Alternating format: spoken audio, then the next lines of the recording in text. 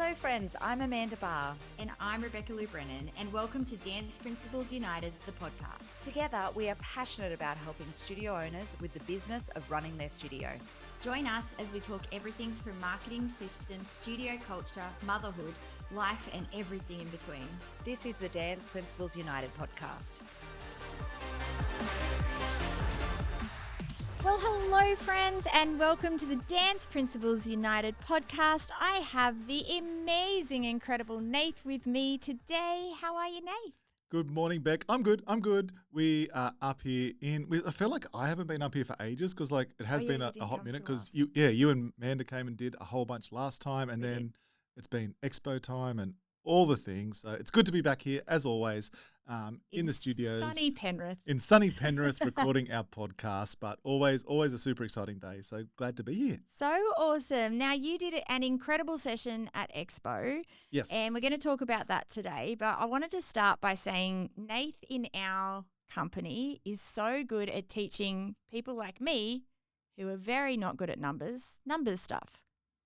Well, it's something that I've always been, just like, most people listening to this podcast are teachers by nature. Yes. And that's me as well. And whilst a lot of people listening know that I wasn't a dance teacher, no. I was always around the dance studio. True. Amanda and I have been together since we were 16, and I was there the day she opened the studio and always been around. But my teaching background is in maths. So for I think 8 or 9 years, I was a high school maths teacher, but all the way through university, I was a maths tutor. So taught maths in some way, shape or form for 20 plus years. And it's something that I'm super passionate about. Obviously, when you teach high school maths, it's not about teaching the high level of, what I went through doing my maths degree at uni. It's about being able to break down maths into basic numeracy for year 7 and 8 students that are struggling, or everything all the way through that, right? And I feel like our Studio Growth Club members are so lucky with that. I actually, at my expo, showed did you know this?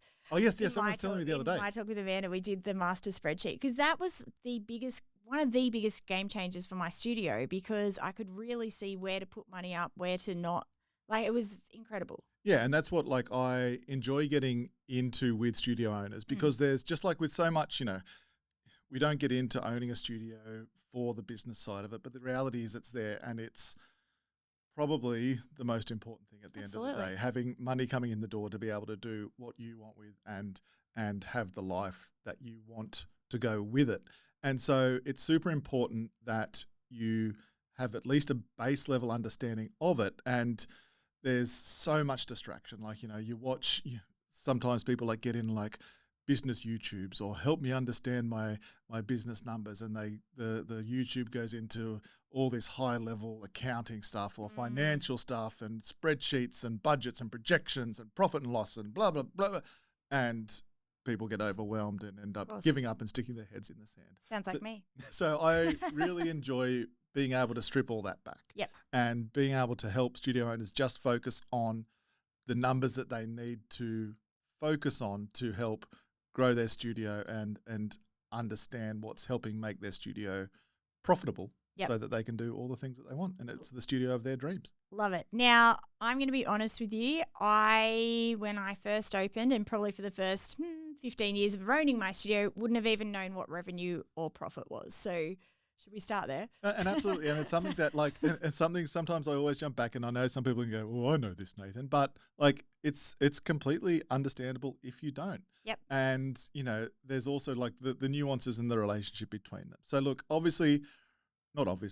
revenue, we just think of all the money that comes in. So every dollar that hits your bank account, whether that's parents transferring fees or your direct debit money hitting the account, or it's that fun day of the year when a concert ticket sales drop into the account. That's always one of the best days. Yep, when costumes, uniforms, any money that comes into your bank account in any way, shape or form, just think of that as our revenue. That's the easiest way to think about it. Mm-hmm. And then, unfortunately, as business owners, we've got expenses. We've got to pay the rent. We've got to pay the bills. We've got to pay our staff wages for the incredible team members that we have helping us build our studios. And then, and look, I do hate describing it this way, but that's a whole nother podcast. What's left over once we've paid all our expenses? So once we take our revenue and we've paid all our expenses, the typical notion of accounting 101 is that money that's left over is our profit. Right. And the reality is, the old saying is revenue is for vanity, but profit is for sanity. Mm-hmm. There's a third little bit like cash flow is for reality as well. But it's one thing for people to talk about the revenue they make. It's super important. But we also want to make sure that we're focusing on when we're talking about revenue, which we're talking about today. Yep. Is we want to be increasing revenue in a way that's also going to drive up profit as well. Because there's, two easy ways to increase our profit. Number one is to make more revenue, which we're going to talk about today. Number two is to cut your expenses, which is sometimes not as fun. But it's also hard. Like, when I've talked to accountants and stuff before, they're like, just get rid of TAP. TAP's not making you any money. Yep. Why don't you just get rid of TAP? Well, that advanced 2 ballet class only has 2 kids in it. Get rid of that. And so they don't get it. Like, it is tricky for a dance studio sometimes to cut back those teachers. Absolutely. Because you need them. Absolutely. And you need those classes that are costing you money. Absolutely. But this is all stuff that will go in. But we did just want to outline that at the start because I do think sometimes I find myself when I'm talking to studio owners about this and we're talking and then sort of halfway through I get there and I'm like, this person doesn't understand the difference between revenue and profit. No. And if you don't, like I said, totally understandable. No judgment you are here. No judgment because you are by no means alone. Yep, absolutely. All right, so what's your number one? Okay, so the number one, and it's something that we always talk about, and I was having a chat with amazing studio owner yesterday about it that's sort of just new to our world and just starting out, and they didn't understand the difference between like student numbers and class placements. Yep. So the number one tip that we always talk about is the importance of increasing class placements in our studio because that is the easiest way. Not easiest, nothing's easy. I shouldn't use that word, so please kick me under the table if I use the word easy again. But that is the most effective way, easiest way to increase our revenue. Yes. And when we talk about class placements, so like if Beck does jazz and ballet, and Nathan's obviously a more advanced dancer, so he does jazz, ballet, hip hop, and tap. Whoa. There's the 2 students doing 6 class placements between us. Right. Yeah. And we want to be maximizing those class placements. We want our current students to be doing as many classes as possible because, number one, it costs us less to convince Beck to pick up a hip hop rather than just her ballet and jazz than to go out into the streets of Penrith and Market and get Susie to come and do just a jazz class or something. Yes. And it's so good to know those numbers and to have goals around those numbers. Absolutely. And that's what something that we always focus on with anybody we work with is you can only improve what you measure. And with all of our Studio Growth Club members especially, we make sure that they're tracking those numbers every single week because once we start to see patterns and trends and once we start to understand, we see a little bit of a spike in our class placements. Like, what have we done the last couple of weeks? Like, well, I've really listened to Beck this week and did regular posts about my preschool. And just not only our preschool, but our overall numbers, class placements have increased. Or on the flip side, sometimes we have a little bit of a drop in class placements. And we're like, that's a bit shit. But what's happened over the last couple of weeks? And we can be much more proactive. Yeah. Too many studio owners we know get to the end of a term or the start of term 3 or the end of the year and they're like, oh my God, what's happened to all the students? I had 200 students at the start of the year. Now I've only got 160. What's happened? And by then it's can be too late to start to make real inroads in it. And something that we've talked to our Studio Growth Club members about is to know which class is after a certain. So say you've got a jazz class that's full with 20 kids and then straight after it there's a tap class with 3 kids. So then emailing or picking up the phone, whatever you can do, that class and saying, hey guys, we've got tap on after this and we'll give you a free trial in that class. It's simple. Yep.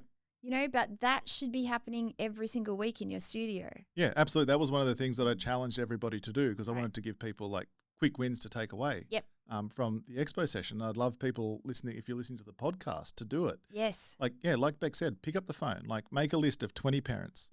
And it's something that the perfection streak in a dance studio owner always thinks that that fear of rejection and that Of course. if I pick up the phone and I make 20 phone calls and I don't get 20 sales, well, then I'm a failure, and then it was a complete waste of time. Yep. That's not how the marketing world works. No. Marketing is all about numbers, and it's all about probabilities and trying to do the best you can around that. So if you make 20 phone calls, the reality is you're going to be lucky to get 10 to pick up, guys. Yep.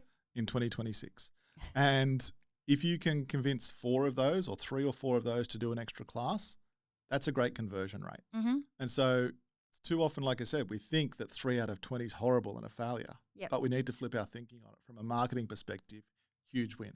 And if you did that every couple of weeks, then you're going to make huge and consistent improvements over time. I love that. Yeah, absolutely. And like, it's something else I was talking about as well around, it's exactly what you were talking about with the cutting tap or cutting just like accountants that come in without much context in owning dance studios. Right. The reality is that a lot of these classes are running anyway, and like whether to cut a class or not, it's a whole nother conversation. Mm-hmm. But we do want to try and fill it before we cut it. And that's what we see too many studio owners do, right? Because the reality is we're paying for that class to happen. And so all of the expenses are already sort of locked in, often for a term. And we say to studio owners, like at the end of the term is a good time to sit and reflect on whether a class continues the following term. But what have you done to try and fill it in the meantime? Yep. Yeah. Have you given it a red hot crack? Have you made those 20 phone calls? Yeah. Have you sent an SMS to all the students in that age group that come around that class to try and get them in? Have you sent out the cold email blasts? Have you done everything you can? Not just one story or one post on Instagram that term. Have you done everything you can to try and fill that class and increase your class placements? Absolutely. I love that. What's number 2? Well, so number 2 is, something that I do see a lot, and it's something that I'm super... It's a bit of a pet hate. No, it's not a pet hate. It's just something that I get super passionate about. So I could start waffling, so please pull me back if I do. Getting your price list right. And it's something that, again, I was talking with another person new to our world the other day, and if we don't have our price... No, let's not be negative. Let's be positive.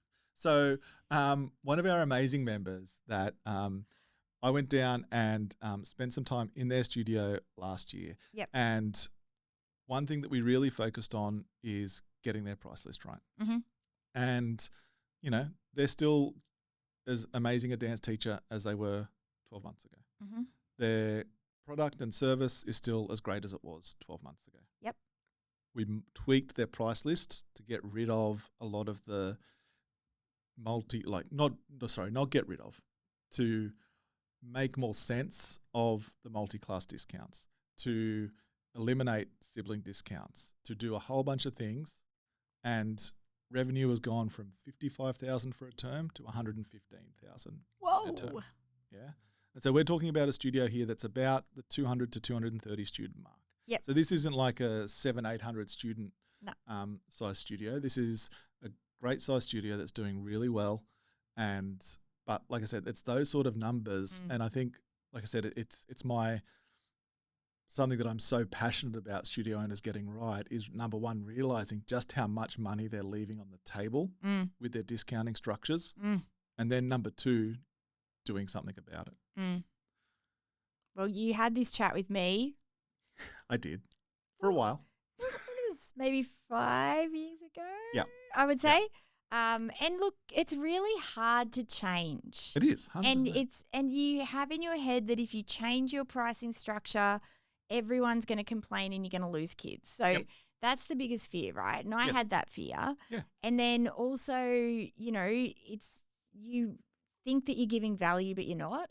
Like that was my thought. I'm giving value by doing it that way. Yep. Now that I've simplified it, well, I've put my prices up a lot, as you know, and not one single person complained. Nope. And now that I've simplified it, people aren't getting confused by it. It is a total game changer. But it took, like everything, Nath, it took me a long time to come to that decision. Absolutely. And I know that there's going to be people sitting there listening to this podcast as you're driving or walking the dog or whatever you're doing, and you'll be thinking of 100 or 10 objections Yep. already Yep. about why you couldn't do away with sibling discounts and why your discounting structure and multi-class, why you've got 10 objections for me right off the bat. Yep. And believe me, I've heard them all like Yep. 100 times. And when we are able to coach studio owners around those objections, because like I said, we've heard them all, guys, and we can tell you why, like how to get around them. Every single person that we've coached to the other side has always, like, with a laugh, said on the other side, I can't believe I didn't do this sooner. Yes. Oh, absolutely. Yeah, it's been a game changer. And I think it's that thing that, you know, we like you just said, we worry that I don't know if it's coming across greedy, but the reality is when we simplify and we streamline our price list and we get it right, it actually allows us to charge more over time. Because it's that notion of a confused mind never buys. And if we've got 10% off for this and 20% off for that, and then there's the 20% multi-sibling discount, and people don't do maths. Even I don't do that maths, and I love maths, right? And people just opt out. And so they don't end up spending as much as they could in your business for the incredible product and classes that you're offering, because you haven't made it easy for them to say yes. And that's absolute key thing that we need to do about your price list. Yep. Like, do you still have multi-class discounts in your studio back? Yes. Yeah, absolutely. Everyone does. Yes. Without a doubt. But it's very simple now, because it used to be hour class, hour and a half class, half hour class, then discount for this, and then add on for this, and then craziness. Exactly. And that's the thing. Like, it's craziness. Yeah, Now like- that I look at it, I'm like, it's so crazy. Some Yeah. of the things that we did, and also took up so much admin time. That's the biggest one. Yep. You know, because you have to individually go into every single person and correct all of their stuff. Whereas when you got me to change to 45-minute classes, which I was totally against. Yep. Best decision of my life doing that. Yep. And then just do the very simple, you know, the more classes you do, the cheaper it is to do per class. absolute Crazy. Yeah, like absolute game changer. And like I said, you would blow your mind how much money you're leaving on the table. So like Jackrabbit used to do this for us. And this was even like when I put our price list together. So like, believe it or not, I would like build a massive spreadsheet projection and this. Yeah, I know. And so like whenever we did our price increases, so we would basically go in a cadence of every 2 years. So we didn't want to feel like we were going up every year, which I know some people do. And that's okay. But we would put up enough in 2 years to cover us for that. And that's how we sort of always did it. But before we published that price list, I would run like, and this took me a long time to do, guys, and it's something that I give to our Studio Growth Club members, and it's the exact thing that you ran for Pause. By knowing that, like, all right, if all of our students from, let's say, 2024 is what we did last year, from 2024 were to enroll in the exact same number of classes next year, we put in this year's price list, and we put in what we would like to make next year's price list. And I would run that every single time we did a price list. And then we get a little projection of exactly how much more revenue we're going to bring in. And like that amount is absolutely bonkers, guys. Oh, it's fun to do because you can be a bit silly with it too. Yeah. And go, okay, but like it is interesting to go, okay, if I put my one class a week up to $25, which is something that I did. Yep. And then severely discounted my second class. I want to put that in because I wanted people to do 2 classes. Then it's just such a game changer. It allows you to test a bunch of different scenarios. Exactly. And we would do that and then make it really simple. So we had, and this is what I believe Paul's has got now, but there's no mention of any percentages anywhere on your price list. It is 1 class equals 25, 2 class equals this, 3 class equals that, etc. I think we're actually getting ahead of ourselves because I think we do talk about some timetable stuff a little bit later and simplifying that. But maybe not. Maybe that's not coming up. So let's keep diving into it. Okay. But yeah, if it's that whole notion of like 1 class, 2 class, 3 class, and there's no mention of percentages because people don't want to do that. No. There's no multi-sibling discounts, so people don't have to think, oh well, if Susie's going to do 2 classes and and Jamie's going to do 4 classes. Well, then I've got to do 2 plus. Then I've got to take the 30%. And it's just like, right, 2 classes for $42, 4 classes for $68.